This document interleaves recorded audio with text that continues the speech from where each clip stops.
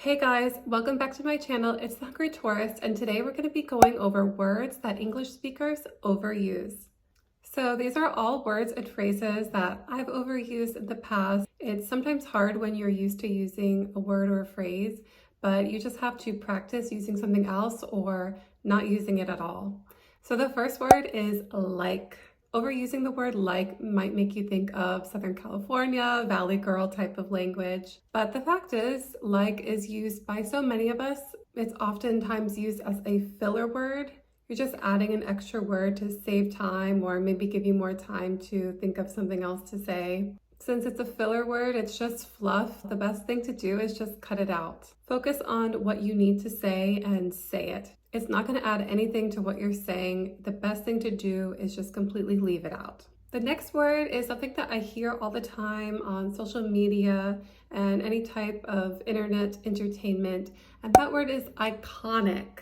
Iconic is something classic and timeless. If something has iconic status, it's just above most things. I really feel like this word is overused sometimes, and when you actually want to call something iconic, it doesn't hold the same meaning when it's overused. So try to use something different like classic, timeless, legendary, or famed. This next one I have struggled with in the past. It's almost as if when you start using the term crazy, you just can't stop using it.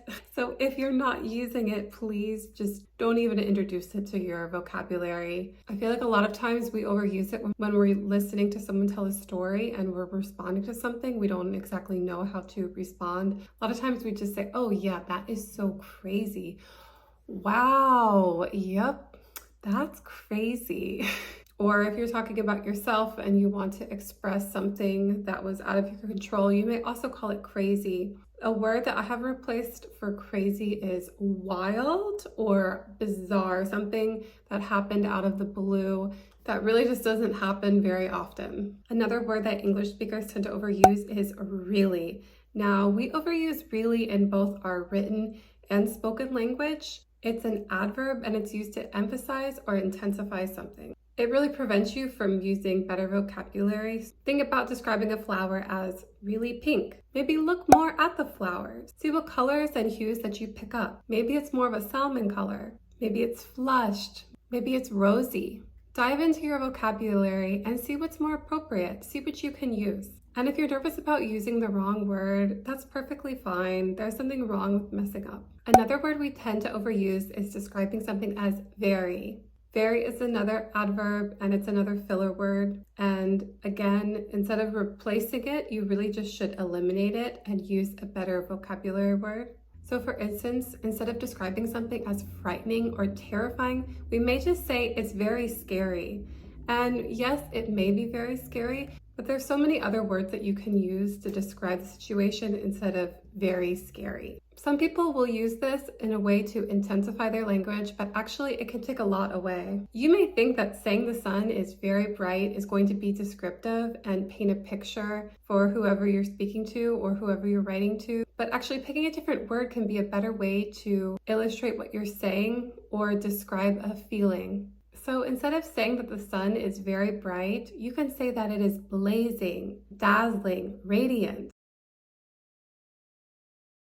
This one I have personally struggled with, and my husband tells me that I say this all the time, and I really make an effort not to say it so much. I'll give you an example. After I explain something, my opinion, usually, I will then say, do you know what I mean? Usually I'm not really asking a question. I'm more looking for validation or affirmation, something that tells me that this person agrees with me or at least following me. A good way to avoid saying, do you know what I mean, is asking a person, do you follow? Are you with me so far? Or one of my favorites, do you pick up on what I'm putting down? Which is simply, do you understand? Do you understand and agree? Another expression that English speakers tend to overuse is, oh, I can't even. Usually this phrase is used to express surprise or frustration. It's simply stating that I don't have the wherewithal for that, I don't have the energy for that, I can't believe that. And those are actually all better ways of expressing how I feel instead of saying, oh, I can't even. So in this one, you can just be creative. Maybe use your words and state how you actually feel. Or again, like a filler, just drop it. Another word that we tend to overuse is awesome. I think a lot of people started overusing awesome when texting got more popular. I see awesome overused a lot through text messages or direct messages, and a lot of times we are not using it correctly. Awesome is intended to be used for something that's astonishing or amazing or outstanding. And a way a lot of people use awesome is to say that something is okay or something that you agree with. Maybe someone will text you, "I'll pick you up from your house at 8 a.m. You may text back, "Awesome." Now, that probably isn't actually something that you think is amazing or overwhelming. And while it's fine to use awesome in that way, but if you feel like you're overusing it, you try to be more direct with your words. And if someone tells you that they're picking you up at 8, you can say, "Okay, thank you for picking me up at 8. Or you can say, "Yes, I confirm I will be ready at 8. All right, guys, thanks for tuning in. Those were my examples of overused words or phrases by English speakers. If you enjoyed this video, please give me a thumbs up and a follow, and tune in next time for more content. Bye.